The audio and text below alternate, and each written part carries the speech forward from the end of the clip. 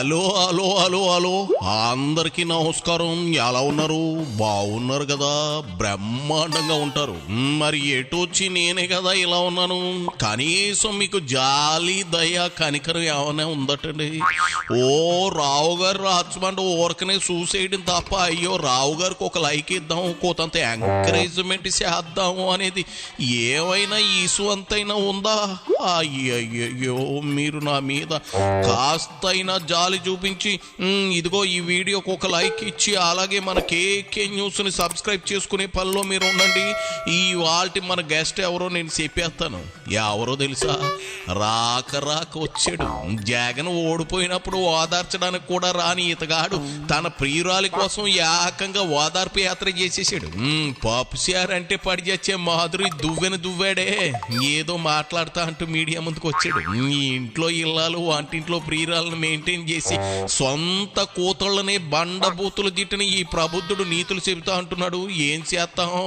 కలికాలం ప్రభావం. ఇదిగో దువ్వాడా, నీ దువ్వుడేంటో మొదలెట్టు. ఇలా మాట్లాడాం కదా, మా మీద కేసులు. జగన్ రెడ్డి పక్కన ఉన్నోళ్ళు అంతా యాదవలే అంటే ఏమో అనుకున్నా. నిన్ను కూడా మీడియా ముందుకు మళ్ళీ పంపుతున్నాడు చూడు. జగన్ చూస్తే జాలేస్తా ఉంది దువ్వాడా. అయినా చలికాలంలో ఆ కరిగిపోయిన కర్పూరంతో జాలీగా ఎచ్చగా డూయెట్లు పాడుకోక ఎందుకు వచ్చిన పితలాటుకుని చెప్పు. ఏంది మాట్లాడితే కేసులు ఆడుతున్నారా? నువ్వు చేసిన చండాలానికి కేసులు ఎట్టింది నీ భార్య నీ కూతుళ్ళు కదా, అది మర్చిపోయేవా? లేదంటే ఒళ్ళుపై తెలియకుండా తిరుమల మాడవీధుల్లో సిగ్గు లేకుండా నీ దువ్వెనతో ఫోటోషూట్లు చేసి అత్తే కేసులు ఎట్టక ముద్దెట్టుకుంటారా? అయినా ఏజేంది, గేజేంది, ఈ పనులేంది? శుభ్రంగా పప్పుచారు ఉప్పుచాప కాంబినేషన్ లో మొలక్కాడలు నవ్వులుతూ ఓ మూలను కూసోక ఎందుకు వచ్చిన శాతవాగుడు చెప్పు. కటకటాల రుద్రయ్య అవతారం ఎత్తాలని ఊళ్ళు ఊరుతున్నావా ఏంది? అయితే మాట్లాడి ఎవడ కర్మకి ఎవడ బాధ్యుడు చెప్పు. కానివ్వు. మద్యం మీద అడిగాను, గట్టిగా కౌన్సిల్లో మాట్లాడాను. అచ్చెన్నాయుడు మద్యం సిండికేట్ దారులకు అందరికీ శ్రీకాకుళం జిల్లాలో అదిరించి బెదిరించి బ్రాంతి షాపులన్నీ ఎలా చేజిక్కించుకున్నాడో దాని మీద మాట్లాడాను. వాకౌట్ చేశాము. వాకౌట్ చేసిన వాళ్ళలో యాక్టివ్గా ఉన్నాను కాబట్టి ఆ సాయంత్రానికే 19వ తారీఖు నా పైన కేసు. విచిత్రం ఏంటంటే పవన్ కళ్యాణ్ని నేను తిట్టానంట, పవన్ కళ్యాణ్కి చెప్పు చూపించానంట. అంటావేంది దువ్వాడా? నీకు మంట బెట్ట. అప్పట్లో అధికారం ఉందని పేటరేగిపోయావు కదా. ఏందేంది నువ్వా మద్యం గురించి మాట్లాడావని కేసు పెట్టారా? అయ్యో మరి జగన్ రెడ్డి అసెంబ్లీకి రాకపోవడానికి అదేనా భయం? వచ్చి ఎక్కడ మాట్లాడితే బొక్కలో వేసి సొక్కలు చూపిస్తారు అని భయపడుతుందా మీ సింగిల్ సింహం? అది సరే, నువ్వు పవన్ కళ్యాణ్ తిట్టావా లేదా చెప్పు, చూపించావా లేదా? నిజం ఒప్పుకో, లేదంటే నీ తల వెయ్యి ఒక్కలైపోద్ది. మాధురి అన్యాయం అయిపోతుంది. ఒక్కసారి నిజం చెప్పు. నిజమే, చెప్పు చూపించాను. నేనేం అబద్ధం అట్లా. అది మీడియాలో సర్క్యులేట్ అయింది. ఇది కదా రియలైజేషన్ అంటే. ఇప్పుడు కరెక్ట్ గా నిజం ఒప్పుకున్నావు. అప్పట్లో ఒళ్ళు బలిసి చెప్పు చూపించావా? మాధవికి పవన్ని తిట్టావా? ఆ మధ్య పెళ్లిళ్ళు పెళ్ళాల మ్యాటర్లో సారీ కూడా చెప్పినట్లున్నావు కదా. నీ వరకు వస్తే గానీ నొప్పి తెలీదు. అది సరే దువ్వాడా, ఇప్పుడు ఆ పాత దువ్వుడు ఎందుకు? ఏం చెప్పాలనుకుంటున్నావు చెప్పాడు. అతిగా నాంచే మగాడిని ఊరకే ఏడ్చి దాన్ని నమ్మొద్దని చిన్నప్పుడు మా బాబు చెప్పింది. ఆ చేత నీ బాధ ఏంటో చెప్పేయి. కానీ మీరేం చేశారు? అంతకు ముందు రోజు పవన్ కళ్యాణ్ చెప్పు తీసి చెప్పిచ్చి కొడతా అని మంత్రులకి అన్నాడు. చెప్పిచ్చి కొడతాను అని ఎవరికి? సాక్షాత్తు మంత్రులకి. అంతేకాదు, ముఖ్యమంత్రి గారు జగన్మోహన్ రెడ్డి గారిని ఉద్దేశించి నువ్వెంత నీ బ్రతికెంత అన్నాడు. వైసీపీ నా కొడకల్లారా అన్నాడు. వైసీపీ నా కొడుకులు చెయ్యి కంటే దూరంలో వస్తే నాకౌట్ చేసి పడేస్తానన్నాడు. ఏం చూస్తూ ఊరుకుంటాననుకుంటున్నారా? మా నాయకుడు జగన్మోహన్ రెడ్డి గారికి, సాక్షాత్ ముఖ్యమంత్రి గారికి నువ్వంటే, మంత్రులకి చెప్పించి కొడతామంటే మరి అవి కూడా సోషల్ మీడియాలో ట్రోల్ అవుతున్నాయి కదా, అవి సోషల్ మీడియాలో ఉన్నాయి కదా. మరి పవన్ కళ్యాణ్ మీద కేసు కట్టరా?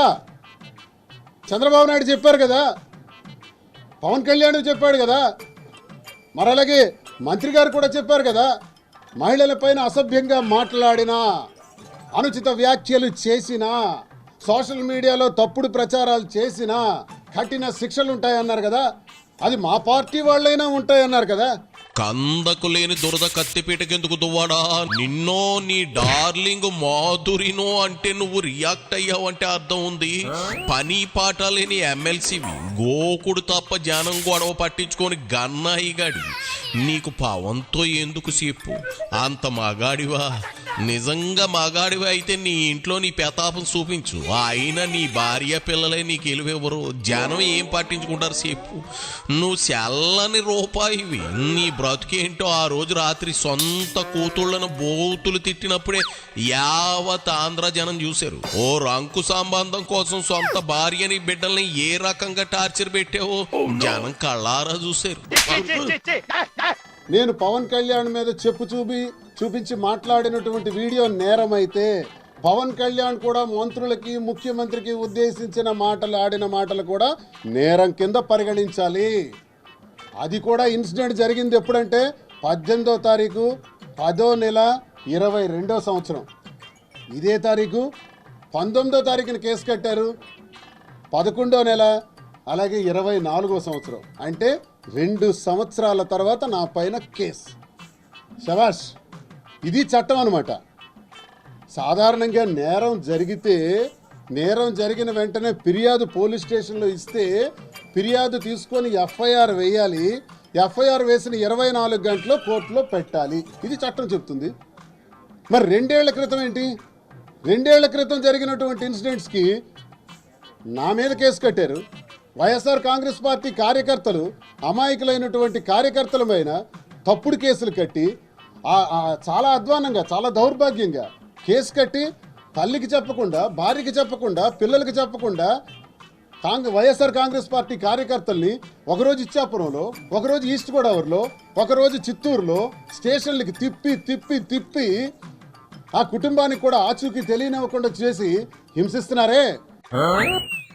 పాడుకున్న గుర్రాన్ని లేపుతాన్నించుకోవడమే కదా దువ్వాడా. నేరం జరిగిన వెంటనే కేసు ఎట్టాలా? అప్పుడు మీ పార్టీ ప్రభుత్వంలో ఉంది, కేసు పెడితే తీసుకునేవారా?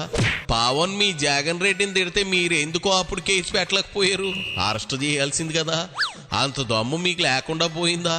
మీ ప్రభుత్వంలో మీరు శాతగాని దద్దమ్మల్లా ఉండి అంతా అలాగే ఉండాలంటే అట్ట దువ్వాడా?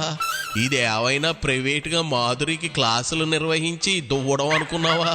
మీ జగన్కి పాలన శాత కాలేదని నువ్వే ఒప్పుకుంటా ఉన్నావు. ప్రభుత్వం మారింది, కూటమి ప్రభుత్వం అందరి తిక్కలు లెక్కలు వేస్తుంది. నీ పని అవుట్.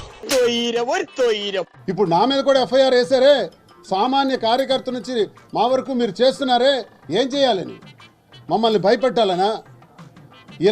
ఇలా కేసులు కడితే మేము భయపడిపోతామనా? మళ్ళీ నోరెత్తామనా? ప్రజా గొంతై మాట్లాడుతా ఈ దువ్వాడ శ్రీనివాస్ అని తెలియజేస్తున్నాను. కౌన్సిల్లో కానీ, ఒక ఎమ్మెల్సీగా కానీ, ఒక వైఎస్ఆర్ కాంగ్రెస్ పార్టీ కార్యకర్తగా కానీ ఈ శ్రీకాకుళం జిల్లా నుంచి ఈ ప్రజల తరఫున నా గొంతు వినబడుతూనే ఉంటుంది, అరుస్తూనే ఉంటుంది, ప్రశ్నిస్తూనే ఉంటుంది. కేసులే కట్టాలనుకుంటే కట్టండి. ఎన్ని కేసులు కట్టినా నేను సిద్ధం. కేసులు కట్టి అరెస్ట్ చేసి భయపెట్టి మమ్మల్ని జైల్లో పెట్టడం ద్వారా మా ప్రజా గొంతుని నొక్కేయాలనుకుంటే ఈ ప్రజా గొంతు డబల్ రెట్టింపు ఉత్సాహంతో ఇంకా మాట్లాడుతుంది. ఇంకా గట్టిగా మాట్లాడతాం. మీరేం చేసుకున్నా పర్వాలేదు. కేసులకి బెదిరే క్యారెక్టర్ కాదు.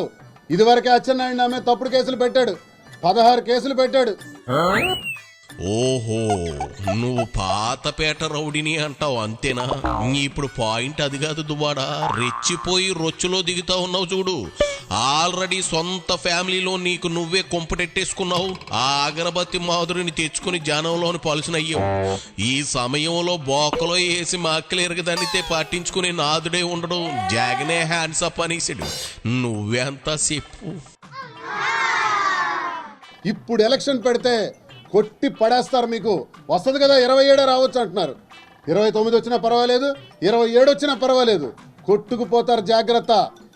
తప్పుడు కేసులు పెట్టాలని చూస్తే మేము క్షమించేది లేదని నేను హెచ్చరిస్తున్నాను. ఒళ్ళు దగ్గర పెట్టుకొని నిన్ను డోకలో దాన్ని డిక్కీలో దొంగబెట్ట దువాడా నీ సీతికి నువ్వే నిప్పెట్టేసుకుంటా ఉన్నావు కదా. ఇంకెవరు నిన్ను బాగు చేయలేరు కాక చేయలేరు. ఇదిగో ఇక మీ మాధురికి ఆ దేవుడే దిక్కు. ఒళ్ళు దగ్గర పెట్టుకుని మాట్లాడాల్సింది నువ్వు ఇప్పుడు ఇలా అంటున్నావు అంటే నీకు కింద నుంచి కారం రాసిన లాఠీలు దూరే సమయం ఆసన్నమైందని అర్థమవుతుంది.